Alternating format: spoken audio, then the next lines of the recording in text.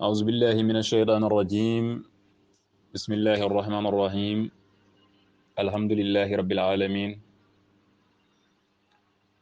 وصلى الله على سيدنا ومولانا محمد صلى الله عليه وسلم،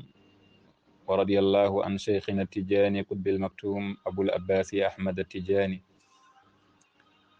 سجل يتدى الله سبحانه وتعالى جلد رسول الله تسلمين دي دندانغال بندرا بمن جوراد بمن e wiide kadi yo jamme kisal Allah won e mon wona e men wona e dendagal ummatu Muhammad sallallahu alayhi wa sallam kala. e ardinde calminali ɗi dental men annore yonta, kono kadi ko noon ne calminirten dendagal dente men fof ɗe jortiɗen feccude yewtere nde ɗo inchallahu taala. mataw ko ɗo ɗaɓɓande nde waɗi ala kullin tongen ɗo yewtere nde e oɗo galle, caggal ɗum feccodiren ɗum e dendagal galleji meɗen gownoɗi hettade en e sira nabi Muhammad sallallahu alayhi wa sallam kala ñalawma altine. musidɓe ɓe noon ko ɗaɓɓirno en ko alhamdulillah ceerno Ismail en ko ɗum woni ko addi en oɗo saaha nde won noon oɗo ñalawma en kewano tellade no hande ñalawma nde o hoore bir, kono noon musidɓe ɓe ñaguinoma en deftere ceerno men Cheikh Seydil Hadji Malick wiyetede Fakihatu Tullab walla Jami'ul Maram, nde o waɗi omo jangguina en guiɗo men ceerno men Mawlana Cheikh Tidiane radiallahu taala anhu e dendagal ko yowiti e dariga Cheikh Tidiane. bandiraɓe ɓe ne ɗaɓɓirno en nde yaaje nde waɗi foof en garan ɓe e nde ɗon deftere fodde fahmu men hen o ala kullin. ko hande oɗo ñalawma cuɓiɗen fuɗɗade yewtere nde so Allahu lamɗo o jaaɓi, eɗen ñaago Allah subhanahu wa taala kadi nde sembinta en ha mbawen timminde ɗum e jaam. ala kulli hal kadi en gardin ñagade yaafuyaji no gownoɗen wirude ni, saabu andude pamɗugol men gandal to tolni e loore men to banggue fasihantagal to tolni. ɗum waɗi emin gardina ñagade yaafuya so tawi won ko feeñi hen tan ko weñi,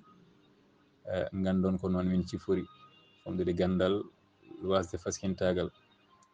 kono alhamdulillahi rabbil alamina kanko ceerno o ko waɗani en ko hunde lamde ceer. ene jojji kadi e kala guiɗo Cheikh Tidiane radiallahu taala anhu famde ko ceerno men Cheikh Seydil Hadji Malick accani en ɗo, taw omo lombi ɗum e nder ndeɗo deftere wiyetede Fakihatu Tullab walla mbiyen Jami'ul Maram. eɗen jarno musidɓe ɓe noon, kono kadi eɗen ñagoɓe yaafuya nde won noon ɗaɓɓande nde ɗeɓi judde seeɗa, mataw ken ronkunoɓe dañde ñalawma tan mo jortiɗen eɗen mbawi wadde ɗum kala ñalawma on nde ari, hayso tawi ko bindi ɗiɗi walla bindi tati inchallahu taala ha nde timminɗen deftere nde foof. eɗen calmina noon e passage ceerno Siraji en nani kadi inchallahu taala nden deftere abada bourou so Allahu lamɗo o jaaɓi ma en ƴewande kayrena hayso tawi ko ñalawma talata o inchallahu taala. yettere Allah subhanahu wa taala e wiide yo Allah yoɓ ceernajo o moƴƴere, ceerno men Cheikh Seydil Hadji Malick. yo Allah yoɓmo moƴƴere, yo Allah yoɓmo moƴƴere kadi ene hani e dendagal ɓiɓɓe julɓe wiide yo Allah yoɓmo moƴƴere, nde won noon gurdam makko foof o totti ɗum ko nelaɗo Allah sallllahu alayhi wa sallam. gurdam makko foof o totti ɗum ko Mawlana Cheikh Tidiane radiallahu taala anhu. gurdam makko foof o totti ɗum ko ɓiɓɓe julɓe yo gandu.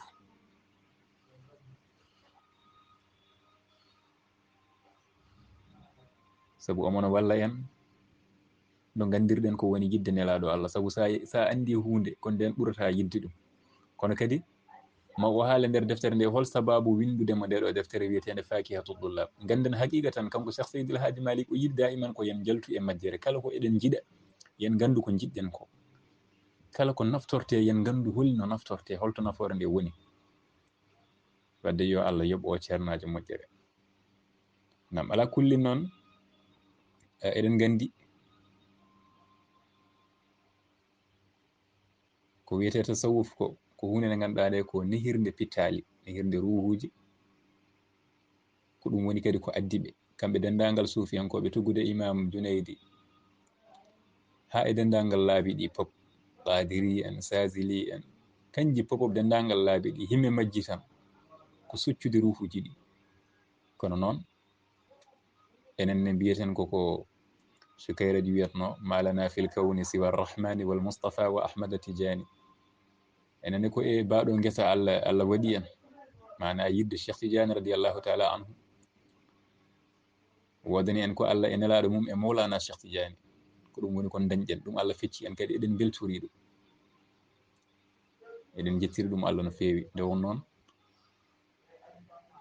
won woɗanoɓe jeeyede e nde ɗo fedde taw dañirani hono noon, wadde wona yidde nde tagata neɗɗo dañde ɗum nde ala, ko feccere Allah. ɗum ne eɗen mbira ɗon Allah alhamdulillahi rabbil alamin, jettoɗe godini Allah daiman. kono kadi eɗen poti wiide alhamdulillah nde Allah fecci en ɓeɗo anduɓe, ceerno men Cheikh Seydil Hadji Malick e hono makko en, wonno himme o tan ko yimɓe jaltu e majjere ɓe keewi, guila e Mame Cheikh Oumar ha Cheikh Ibrahim Niass en, goto foof nana winda banggue taw ala ko woni himmeji mabɓe so wona yo majjere yaltu en ha laaɓa ceer. ko jiɗɗen ko ganden ɗum, laabi ɗi ndeɓaten ɗi yen gandu holi ɗi yo laabi,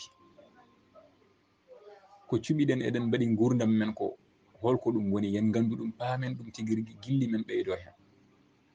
wadde ɓeɗo yo Allah yoɓe moƴƴere, ɗum daiman ene foti sasde e kunde men he. ndeɗo deftere noon omo udditiri ɗum kanko ceernajo o Cheikh Seydil Hadji Malick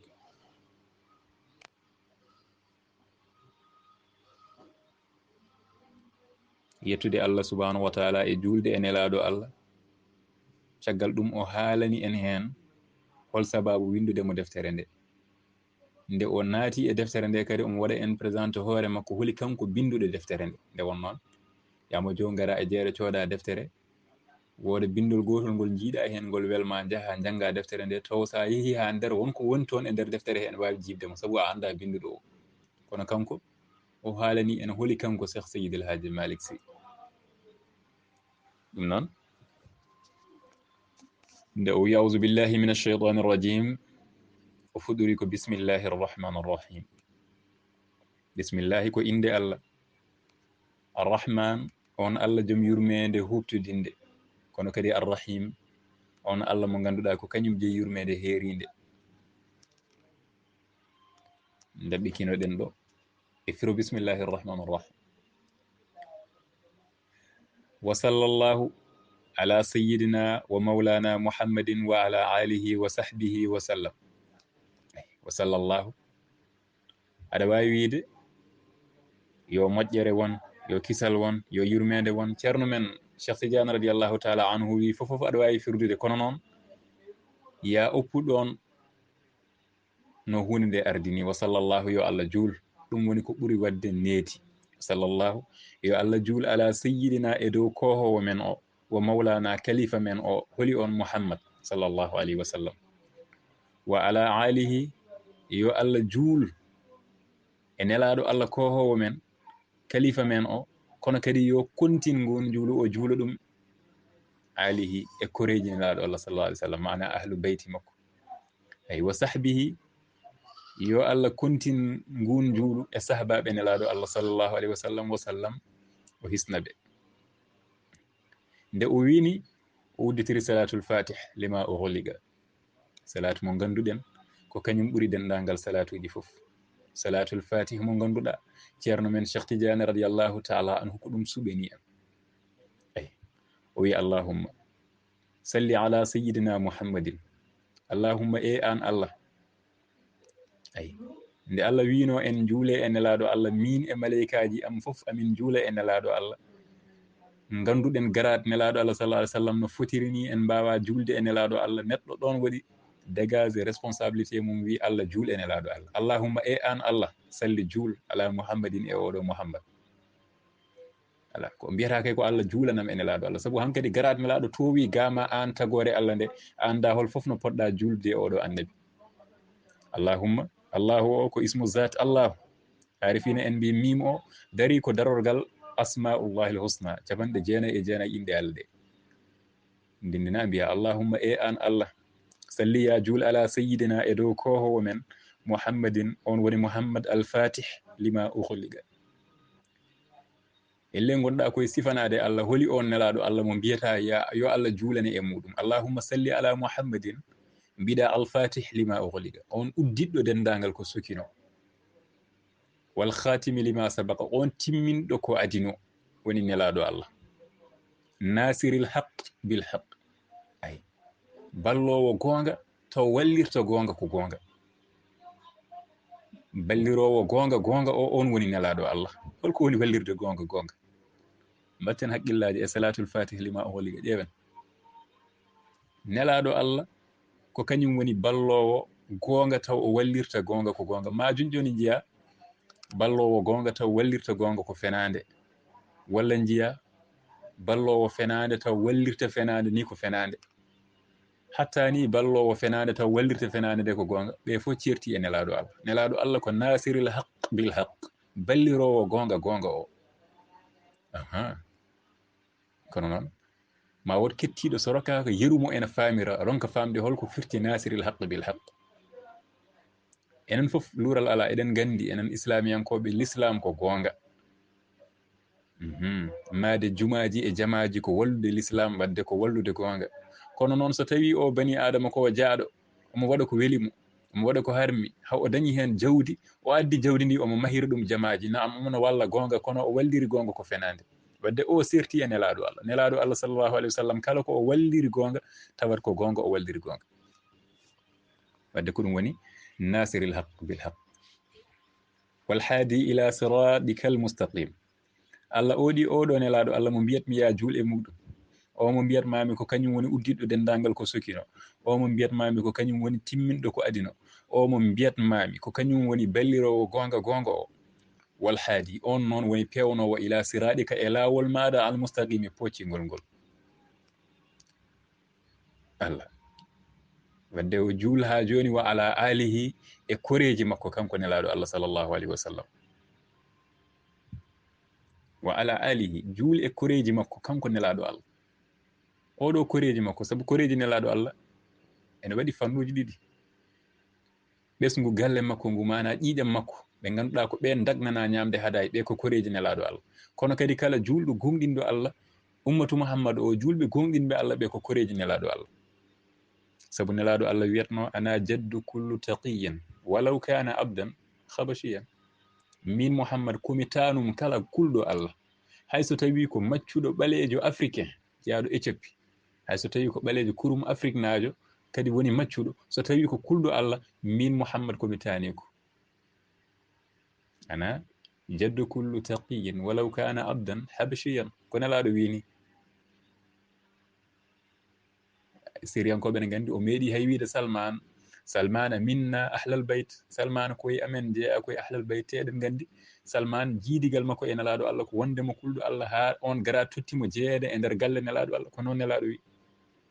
wadde alihi garɗo e nder salatul fatih lima ughliqa o heroraki galle nelaɗo allah to banggue ƴiƴam o ala ko koreji nelaɗo allah mana ummatu muhammad o yo allah wattu en hen gandirta ɗum ko nde o wi wa ala alihi nde o addani ɗo wa sahbihi ala wa ala alihi tan haqqa qadrihi saabu haɗimo addude sahbihi ko sahabaɓe koye mumen naati guila nde woni ali o muhammad wonde ummatu muhammad sahabaɓe naturi toon wadde ko ummatu o haaldeteɗo ha joni ay allah juul wa ala alihi e koreji makko sifa juulgol ngol holno wayata o wi haqqa qadrihi allahu akbar haqqa qadrihi ay gonga e gonga daraja nelaɗo allah no fotiri e maɗa ni juul ko fotiri noon e nelaɗo allah juula ko fotiri noon e koreji nelaɗo allah heewiɗo nanɗa salatuji ene mbiya allahumma salli ala rasulillahi adadi halqihi adadi samawat adadi nujum yo allah juule nelaɗo fodde koode fodde karfeje fodde naggam e naggam fodde julɓe fodde heferɓe kono ɗo ɓeɗo foof de tagira ko saabu daraja nelaɗo allah joni noon holi ganduɗo daraja nelaɗo allah ɗo tolnoto e allah ko ɗo salatul fatih lima ughliqa ɓurdi dendagal salatuji ɗum luural ala hen alay saago pamiren ni luural ala hen salatul fatih ko ɗo ɓurdi dendagal salatuji juldeteɗi e nelaɗo allah eyi ya juule koreji makko haqqa qadrihi fodde daraja nelaɗo allah wa miqdarihi e fodde makko al azim mawne nde to Allah. Allahu akbar. ɗum ɗo woni salatul fatih lima ughliqa.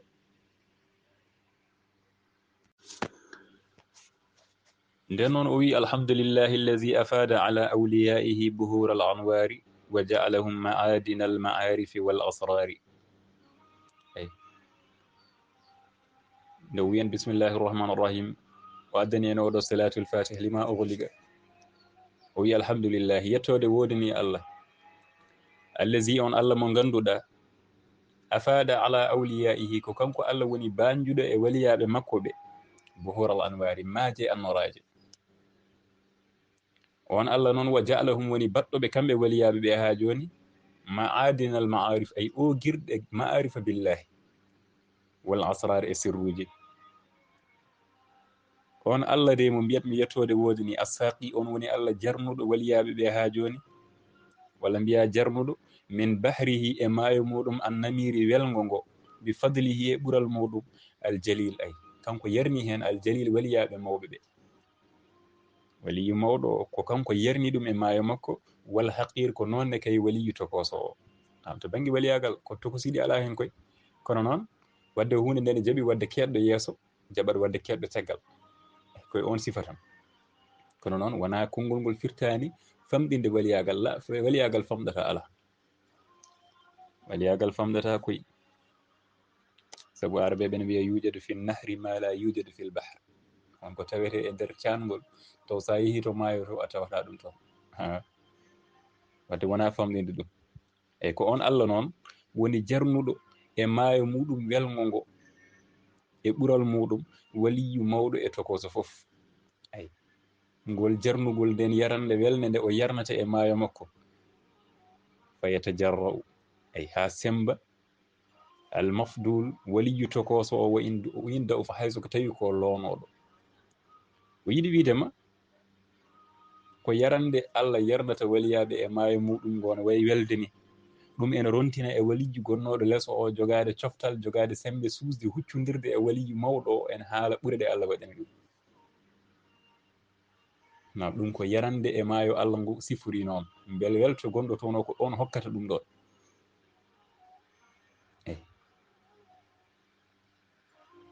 ko ɗum hokkata waliyu tokoso o sembe hayso tawi ko loonoɗo ha o jogo kattande ay mulaqatal fadil ay huccodirde e waliyu mawɗo o annabil joom moƴƴere. wadde yettode wodini oɗo Allah baɗirowo ni. o wi wassalatu wassalamu ala sayyidil mursalin. yo Allah juul salmina e oɗo kohowo nelaɓe o woni nelaɗo Allah sallllahu alayhi wa sallam. wa salatu juulo Allah wassalamu e kisal Allah ala sayyidil mursalin yo won e dow kohowo nelaɓe o. holi gonɗo kohowo nelaɓe on woni Muhammad sallllahu alayhi wa sallam. saabu kanko wino ana sayyidu walada adama la fakhra. min woni kohowo dendagal ɓiɓɓe adama foof te wasu wala hen. ɓiɓɓe adama noon hay annabaɓe ko hen jeeya nelaɓe ɓe ko hen jeeya. o haɗani ɗon o wi adama wa man dunahu tahta liwa'i yawma alqiyama. adama e ko wona adama foof ko less drapeau am gonata yawma alqiyamati. o woni nelaɗo Allah famɗinta nelaɗo Allah komo anda rasulillahi. wadde juulo Allah e calmi e kisal Allah foof yo won e oɗo kohowo nelaɓe. wa alihi wona e koreji makko. oɗo al noon ko ahlu bayti makko mana ɓe ganduɗa ko sharifaɓe ñamoɓe hadaya. juulu Allah e kisal Allah yo won e mabɓe ha joni. wa sahbihi wona e sahabaɓe nelaɗo Allah sallllahu alayhi wa sallam. holi ɓen alhaadina fewnaɓe ɓe almuhtadina fewnoɓe ɓe ɓe nelaɗo Allah sallah sallam fewni ɓe ha gonti fewɓe battidi ene goni fewnoɓe. ɓeɗon sahabaɓe ne kay yo kisal yurmede Allah e kisal mum yo won e mabɓe. wa baal caggal ɗum kanko Seydil Hadji Malick omo haalana en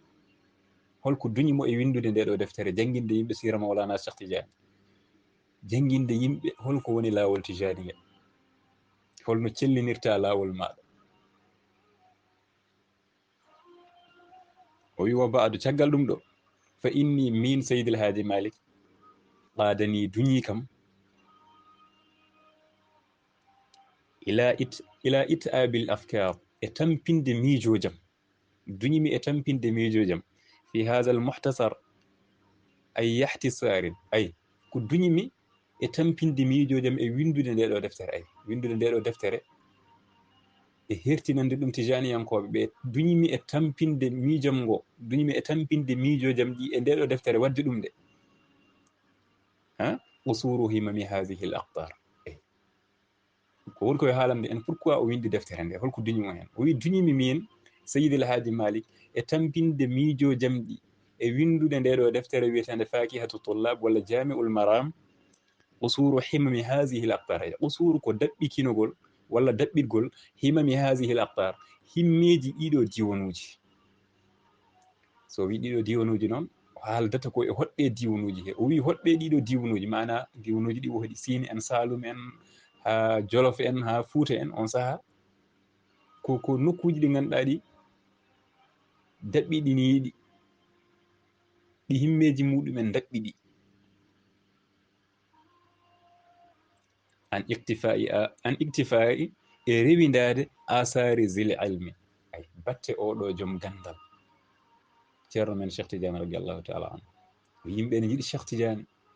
ene jaggui ɗariga Cheikh Tidiane, kono noon himmeji muɗum ene daɓɓiɗi e yidde andude holi oɗo Cheikh Tidiane, walla yidde andude holko woni lawol Cheikh Tidiane. o wi ko ɗum ɗo duñimo e tampinde miijoji makko ɗi e windande julɓeɓe nde ɗo deftere wiyetende fakihatu tullab, mana ɓesnore woni firwi ɗaɓɓoɓe ɓe, firmi almuɓe Cheikh Tidiane, e defte koye firwiji men jeeya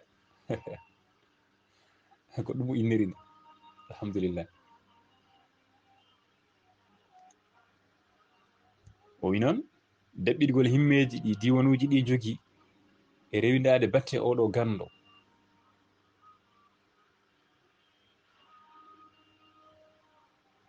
min de ko ɗum duñimi e windude nde ɗo deftere wiyetende fakihatu tullab.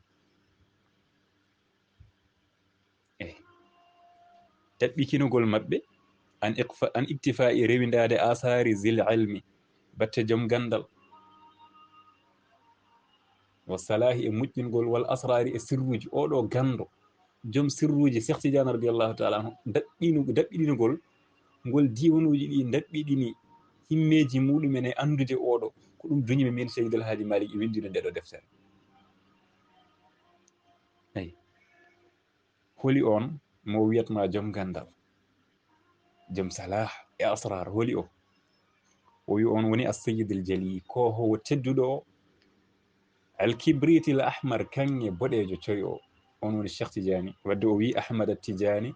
on wiyete Ahmad Tidiane radiallahu taala anhu. andude oɗo gando cowirteɗo kibritul ahmar, koko jimi diwanuji ɗi ene daɓɓiɗini himmeji muɗumen e andude o, ko ɗum de duñimi e tampinde miijam ngo min e windude nde ɗo deftere. kibritul ahmar noon heewi wiɓe hen ko kanŋe boɗejo sowira kibritul ahmar, woɗɓe ɓe mbiya ala kibritul ahmar ko kimya. masalan cattugol kibritul ahmar, won wiɓe ko ɗum woni sababu Cheikh Tidiane sowirede kibritul ahmar. won wiɓe kibritul ahmar tawete ko e kordoɗe, mana suudu korgolli, ko hunde sattude hebde ha ene jeeya e cowoje arabeɓe. so hunde satti ɓe mbiya nde hunde ene satti ha nande kibritul ahmar, hono no ɓe mbiyata baydul arnok. ngol konngol jeeya ko e konnguɗi maɓɓe. wadde kono ɗum sattiri ni ɓe hen jaari ko ɗum waɗi Cheikh Tidiane sowirede waliyagal makko ngal, sowirede kibritul ahmar.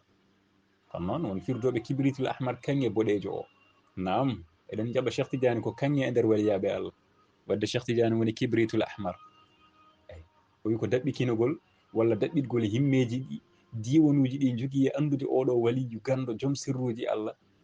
mo ganduɗa ko cowirte, ko howo tedduɗo biyeteɗo cowirteɗo kibritul ahmar, on woni Ahmad Tidiane. ko ɗum nde tagui mi tampinde miijam ngo min Seydi El Hadji Malick e windude nde ɗo deftere.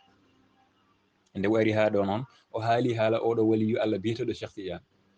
ndaare Seydi El Hadji Malick toujours to woni omo jangguina en e nder janguingol he, omo jangguina en e nder janguingol he kadi omo jangguina en. ɗum waɗi daiman eɗen kaani wiide yo Allah yoɓmo moƴƴere. ƴeewen sen jeehi to Khilasu Zahab, nde o haali toon haala annabaɓe ɓe, وجاء آدم تبشيرا وسيس لها إدريس نوح وهود والخليل سيم ثم الذبيه كليم الله كلمته من أول الشهر في الترتيب لا تكيم en jangini ɗum to khilasu zah nde o haali ɓeeɗo annabaɓe e yidde andinde en so tawi a haali annabi aɗa foti rewnude hen sallllahu alayhi wa sallam aɗa foti julde e mabɓe o rendini fof o wi wa alannabi wa alayhim ajmaina salama rabbina daiman amma bi sahbihim ay omo aldina en so tawi en kaali haala annabi eɗen poti wiide noon joni noon o haali haala ɓeeɗo annabaɓe fof o wi wa alannabi wa alayhim ajmain kisal ngal o jogori ñaagoyaade ngal yo wone nelaɗo Allah kono yo wone dendagal annabaɓe fof ay on ndeedi ndi ko janginta en ɗo so tawi a jangtima ɓeeɗo annabaɓe sabu duwanade ɓe nde ko duwanade hoore mum oɗo qutbul awliya Cheikh Tidiane radiallahu taala anhu nde jangtiɗa inde makko nde fof aɗa foti ñagorade Allah ngol ɗo konngol ngol o haali holi ɗum nde o wi Ahmada Tidiane o wi saqana llahu yo Allah yarnu en min bahrihi e maayo makko kanko Cheikh Tidiane elle ma mbiya won mbiɗomo kanko Cheikh Seydil Hadji Malick holko jiɗɗa Allah yarna ene ka e maayo Cheikh Tidiane he beele ko kas ataye walla ko pot walla ko siwo walla ko holɗum o wi ala bi azamil awani koko ɓuri mawnude e genukawe jarduɗe ɗe yarande ɓurne mawnude e jaranɗe ɗe ko ɗum nde woni ko ñaguimi yo Allah yarnu en wadde chaqana Allah min bahri enen kala yo Allah yarnu en e maayo Cheikh Tidiane ngam barke nelaɗo Allah sallllahu alayhi wa sallam ayi omo haala ha joni o wi noon nde daɓɓitgol himmeji mabɓe jeeyi sababu tampinde mi miijam e windude nde ɗo deftere fa qultu mbimi min Seydil Hadji Malick musta'inan bi hawlillahi mbeɗa wallino sembe Allah e hoddiro muɗum wa quwwati e sembe muɗum maana mbeɗa wallino hoddiro Allah e sembe Allah o rutti o wi en zalla man lam yantasir bi nusrati ay koyara woodi ni man lam yantasir on mo wallinaki bi nusratihi e ballal Allah kala ko neɗɗo ene golla so wallinaki Allah dañat hen ko yara wadde ko Allah hani wallinede nden noon o wi fa qultu musta'inan bi hawlillahi mbimi min Seydil Hadji Malick e nder wiyandam nde ɗo mbinden mi deftere ɗo musta'inan mbeɗa wallino bi hawlillahi hoddiro Allah wa qudratihi e kattande Allah zalla ay hoyi so wi man lam yantasir on mo wallinaki bi nusratihi e ballal makko kanko Allah kala ko julɗe no waɗa ene hani wallinade Allah alhamdulillah ɗo noon o ari e natande en hankkadi e deftere nde kanko Seydil Hadji Malick wadde hande oɗon ñalawma alat ene hawri e nogas e jeeɗiɗi lewru février wonata ñalawma gadiɗo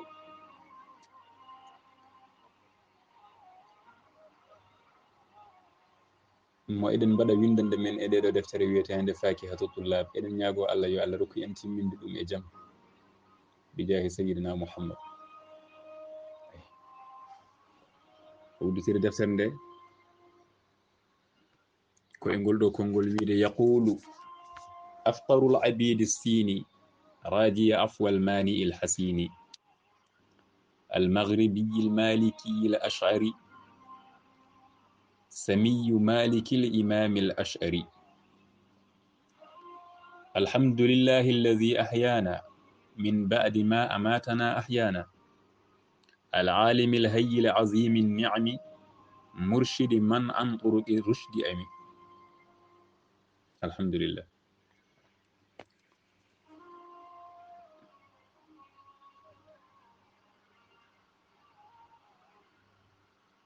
ومسهل المطلوب والمراد لكل من لازم بالأوراد حمدا على إنعامه يوافي كما على مزيده يكافي ثم الصلاة والسلام الله على النبي المحرم الملاهي والآل والصحب ذوي الإنفاق مرضي ذوي الإلحاد والنفاق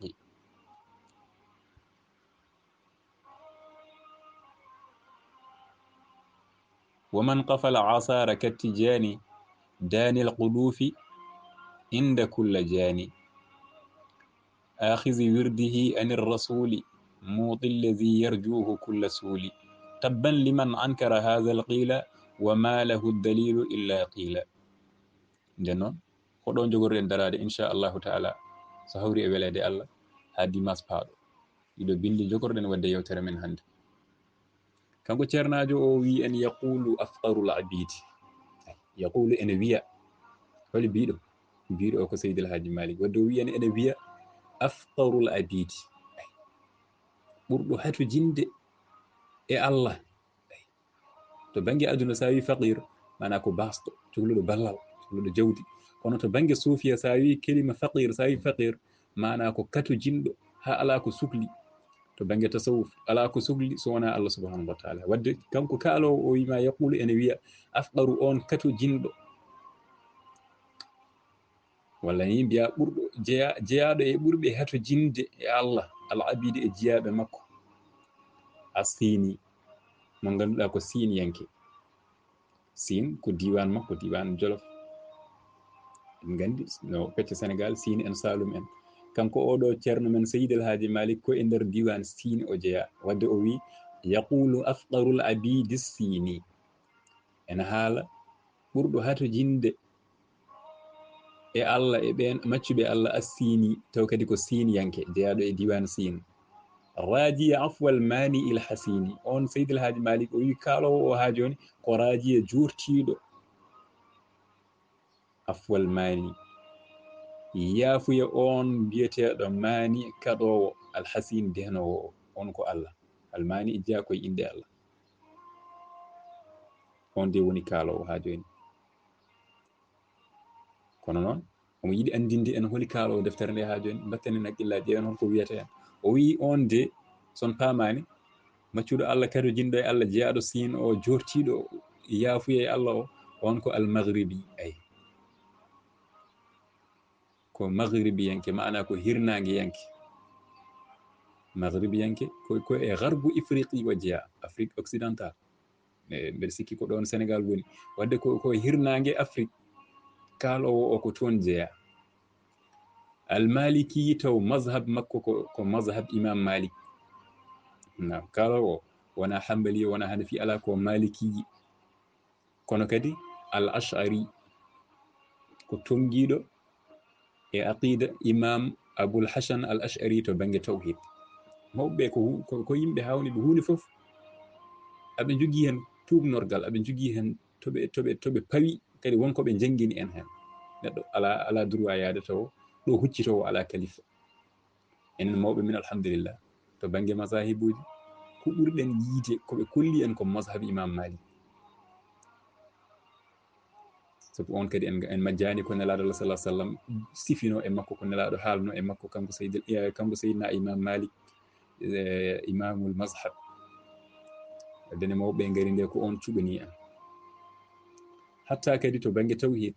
ko jiiɗen mawɓe men ɓe ɓuri yarude koye aqida oɗo biyeteɗo Abul Hasan al ash'ari. wadde kanko Seydil Hadji Malick ne o wima kaalowo o de ko maghribiyanke ko malikiyanke, kono kadi to bange tawhid ko aqida al ash'ari o jeeya. fami so miyu Malik inniraɗo Malik al imam Malik almami oya, inniraɗo Malik almami mazhab al ash'ari, maana ɓurɗo andude o al ash'ari al a'lam. ash'ari oɗo firdatamo ash'ari yanke o ga mo arno premier ala. so miji inniraɗo Maliki l imami, inniraɗo imam Malik al ash'ari ɓurɗo andude o. naam, sabu e nder mazahibuji e koye ɓurɓe andude o jeeya kanko imam Malik bun Anas. wadde al ash'ari maana ko ɓurɗo andude o al a'lam.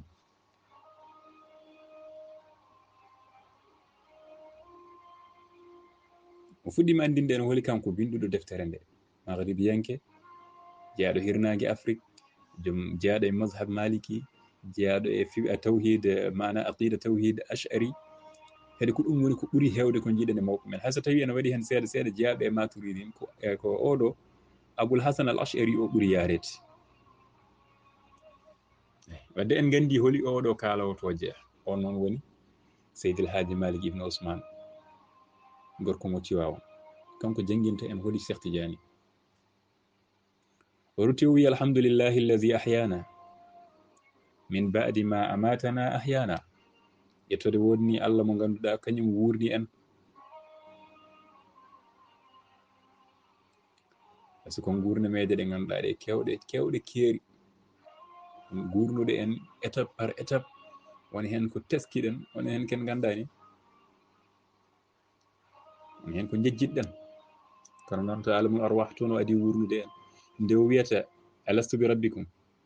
ha nelaɗo Allah wi en jabani ruhuji de qalu bala ya rasulallah eɗen gandi nde o wi alastu bi rabbikum ha ruhuji mbi qalu bala ko nelaɗo Allah sallllahu alayhi wa sallam adi jabade e dendagal ruhuji fof ruhuji annabaɓe Allah ndewi hen ruhuji waliyaɓe Allah ndewi hen ruhuji julɓe ndewi hen hatta ruhuji heferɓe ndewi hen ɗum woni ko Allah wiyata en ya ayyuha allazina amanu aminu ay jaddidu imanukum sen naati toon ko yewtere wonde kono en paami to alamul arwah Allah wurni en toon to alamu zarre Allah wurni en toon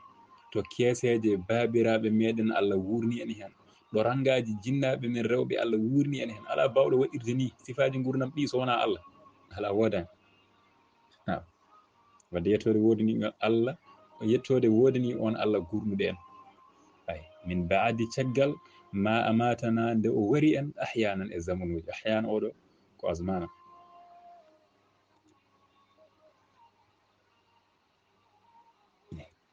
العالم الحي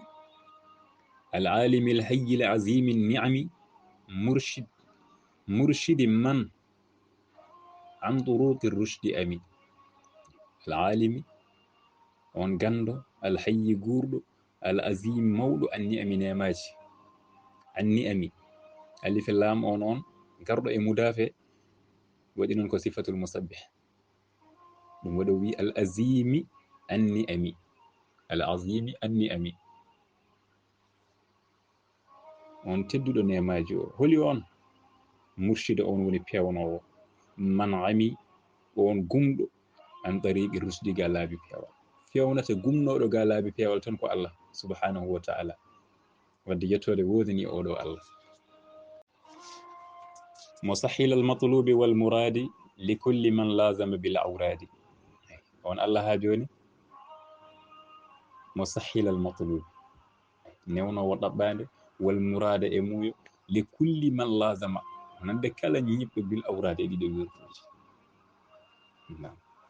essentiel ɗiɗo wirduji ya andu ko ɗi wirduji jaburɗi duwaw winon hamdan ala in'amihi yuwafi kama ala mazidihi yukafi hamdan masdar ahmadu hamdan mbaɗe mantamo kanko Allah hamdan yettode ala in'amihi e nemaji makko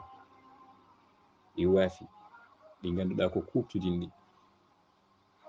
kama ala mazidihi yukafi mbiya kama yukafi ala mazidihi hono no heƴirta e ɓeydale makko kanko jomiraɗo subhanahu wa ta'ala nde o wi noon o wi summa salatu refti jowlu wa salamullahi e kisal Allah ala nabiyyi yo won e annabi o holi on al muhrimi karminɗo al malahi meranteji al malahi ay aɗa andi allahu e allahab ko hunde sertude allahab woni fijirde nde so waɗi allahab so wiyama allahab ɗum wodani ko sukaɓe allahu mana meranteje ko mawɗo gollata ɗum wiye mawɗo o waɗi meranteje kala ko yaadani ɗum waɗi Seydil Hadji Malick toujours ko école mo wiya neɗɗo mawɗo hanani dillude hunde nde alna ɗum nafoore kala ɗo dariɗa aɗa tarda ɗon tama yewto ko waɗanma nafoore mataw aɗa daña ɗon gotel e gueɗɗiji o wi dirhamun lil ma'ashi wa zadun lil ma'adi kala to dariɗa an mawɗo aɗa perti ɗon tama yewto aɗa daña ɗon buuɗi aɗa daña ɗon buuɗi ɗi mbaɗɗa e poos maɗa eyi walla ni aɗa daña ɗon baraji ɗi ganduɗa ene gona joɓari maɗa janggo tawoya ɗum kabri maɗa neɗɗo hana pertude tamum ala gotel e gueɗɗi tan yo wadana ɗon dirhamun lil ma'ashi wa zadun lil ma'adi yo taw aɗa daña ɗon mbuɗu ngu aɗa waɗa e poos maɗa aɗa ɓeyditora dépense walla aɗa daña baraji ɗi ganduɗa ɗi ene gona joɓari tawoya ɗum janggo ɗo e lelde ma ko ni o wi en ɗum waɗi won jiyaɓe Allah jiyagal muɗumen Allah yettima e wiide neɗɗo hana tardude hay seconde goto en tant que aɗanaki kalɗo gonɗa poɗɗa ko rewde Allah nam hay sinno ko a leliɗo aɗa fofto en tant que aɗanaki yo zicru hoɗe ɗemgal maɗa ɗo lelɗa ɗo woda ko dañƴa gonɗa ko e remde yo taw zicru nane e ɗemgal maɗa walla salatul fatiha nane e ɗemgal maɗa oto surtout hay seconde goto so wona taw ka ɗaniɗo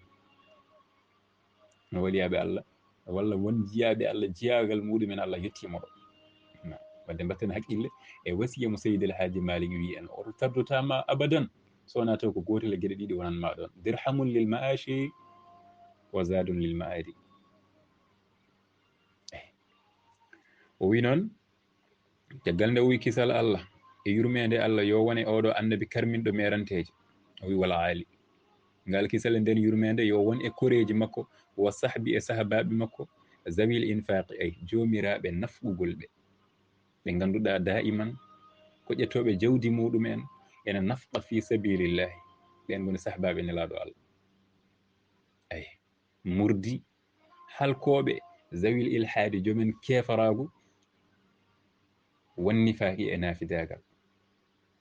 sahabaɓe nelaɗo Allah gandira ko nafqude e lawol Allah jawdi muɗumen wonkiji muɗumen ɗiɗe meje muɗumen ɓe gandira ko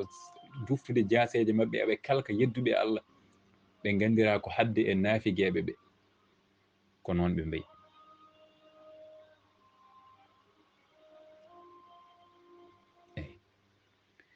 ngal kisale nden yurmede yo won e nelaɗo Allah wona e sahabaɓe nelaɗo Allah wona e koreji galle nelaɗo Allah kono kadi ngal kisale nden yurmede yo won ha woman qafa e on dewidiɗo al asara ay batte mabɓe kamɓe sahabaɓe ɓe wi noon kat Tijani ko wayno ceernam Cheikh Tidiane ene heewi gonga rewidiɓe batte nelaɗo Allah sallallahu alih w sallam rewidiɓe batte sahabaɓe nelaɗo Allah kono noon Seydil Hadji Malick wi ma dama min mi yiyani hono Mawlana Cheikh Tidiane e rewidade golle sahabaɓe nelaɗo Allah wadde so mbiɗa rokka exemple o mbiyatmi ko yo Allah juulo ha joni e on dewidiɗo pele sahabaɓe nelaɗo Allah kat Tijani no ceernam Cheikh Tidiane ni holi Cheikh Tidiane o wi dani al qudufi anda kulla jani ay dani ɓalliɗo al quduf ɓesnojo o sen koddirino Cheikh Tidiane ko lekki firwiji ɗi foof ko ɓalliɗi no halpulare ɓe mbiyata ni jaaɓi so ɓuuɓi ɓendi ɓadima leydi foftini sammoɓe wona wadde Cheikh Tidiane ko noon wayi Cheikh Tidiane ko jaaɓi ɓuuɓki ɓenduki kadi ɓaadi leydi wadde Seydil Hadji Malick wi dani ay ɓalliɗo al quduf ɓesnojo o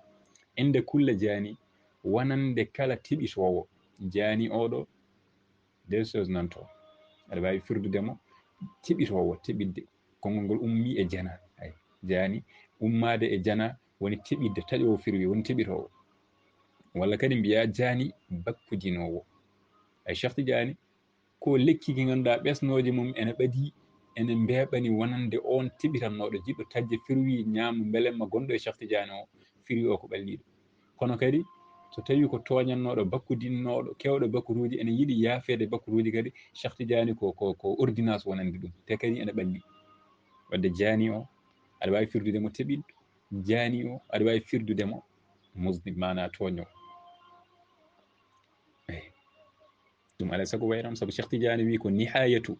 aqtabi hadihi l umma bidayatu ashabi ɓogguji leñol nelaɗo Allah ɗo goto e mabɓe haɗanno garat ɗo min almuɓam min Cheikh Tidiane ko ɗon garat mumen fuɗɗi hono Cheikh Tidiane ala hono makko ala de kadi no ene hani wade noon saabu Seydil Hadji Malick nde ari ha ɗo o wi ko akhizi wirdihi anir rasuli muti llazi yarjuhu kulla suuli ay o waɗi noon Cheikh Tidiane kanko woni nanguɗo wirdu ay akhizi wirdihi kanko woni nanguɗo wirdu makko o anir rasuli ɗo nelaɗo Allah sallallahu alih w sallam ɗo hay goto lambaki ɗon yaqzatan la manaman o nangi e juuɗe nelaɗo Allah sallallahu alayhi wa sallam wadde kanko Cheikh Tidiane o sa ari e makko ko poɗɗa hebde ko jiɗɗa hebde ko ko ɗon keɓata ɗum wadde kanko woni muti llazi dokkowo on mo ganduɗa yarjuhu ene jorti e makko holko rakkata kulla suuli kala ko ñaguiɗa foof ene heɓoɗo Mawlana Cheikh Tidiane ɗo saabu ko nelaɗo Allah sallallahu alih w sallam rokkimo nden defar heewi noon ɓe nanɗa ene mbiya Cheikh Tidiane jibina ko hitande nde ganduɗa nelaɗo Allah sallah sallam maayi ha woni temps et temps et temps et temps noɓe mbiyata ha woni ujunere e quelque holno nelaɗo Allah sallah sallam tottirta Cheikh Tidiane lawol ngol taw kadi wona ɗoygol wona hay batti ko épinal yeddoɓe hewɓe ko ɗo mbiyata ene pawa jeddugol muɗumen kono noon saɗa hettoɓe kadi kamɓe aɓe kaala ɓe mbima nelaɗo Allah sallah sallam nde yahata isra wal miraj o ari ha baytul miqdas o darima o julni annabaɓe ɓe ɓeɗon ko maayi ko ɓuuri wadde distance hakkude maayde nelaɗo Allah sallah sallam e mawlana Cheikh Tidiane kono ɓe gumɗini to ɓe jeddiri ga tan hay batte ko hasdagal ha goɗɗum ala gonɗinɗo to kay baba adama en ɓe ganduɗa guila hay goto anda nabi yallah ibrahima en hakkude mumen nelaɗo Allah ko duuɓi ujunnaje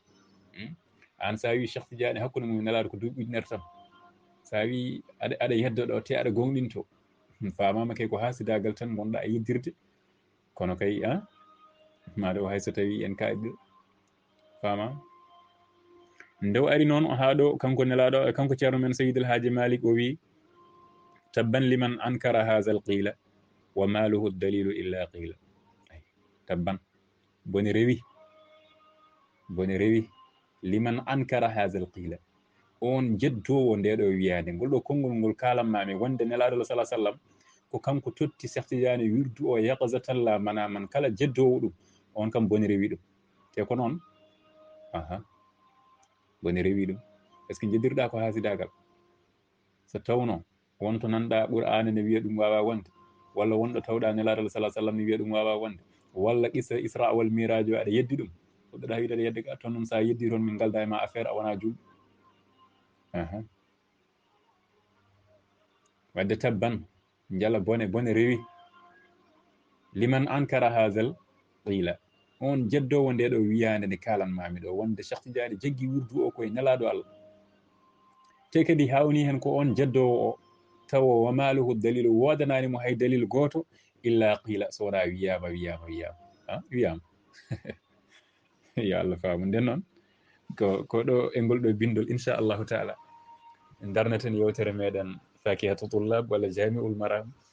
ha yontere fande so Allah subhanahu wa taala newnini en eɗen ñaago julɓe yaafuya so tawi wonko ferguira hen jeeyaka e anniyaji meɗen inchallahu taala yo Allah waɗan en nden ko mum barke nabil moustapha sallllahu alayhi wa sallam anniyaji ɗi wonno tan ko moƴƴinde e rewdede ɗum lawol